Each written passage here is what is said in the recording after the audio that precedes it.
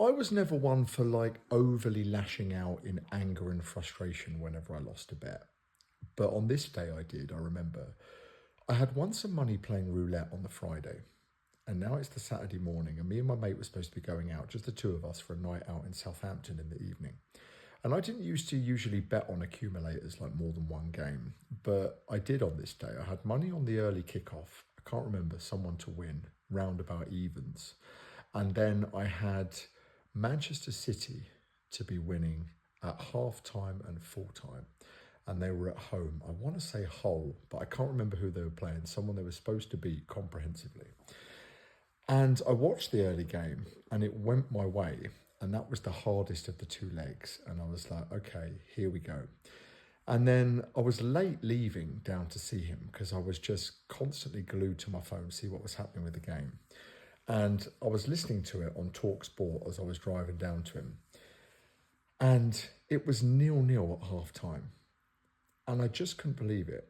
And I was really shocked and frustrated, but kind of like just went into myself like I would do when I normally lost a bet. And I've got so little money for this night out now because I was the kind of person where if I had £1,000, I wouldn't bet 500 and then save 500. I bet 970 and pray that was enough to get me through the night.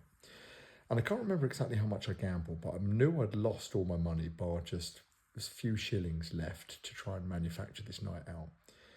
And I kept the game on the radio, and there was a goal literally seconds into the second half.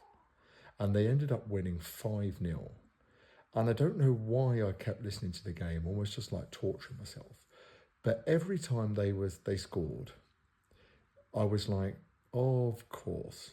Oh, of course. Where was this in the first half? Like it was almost personal to me. Like they'd not got off the bus for the first half and now they're turning it on because they know little old me driving down the M3 has lost his bet. And I remember just smashing the steering wheel every time there was a goal, just thinking, and now you turn up. And I had to stop at Winchester Services because I was like, I'm going to crash the car in a second. I was just absolutely bonkers, furious in my mind. And I had to sort of take some deep breaths, and the night out ended up being pretty crap because I had no money. I mean, I saw some absolute sights over the years of people bashing roulette machines when they lost a lot of money.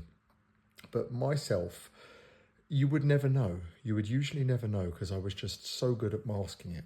I got so good at masking it that I could have lost multiple thousands of pounds. And even my closest inner circle of friends and family would have never known the difference.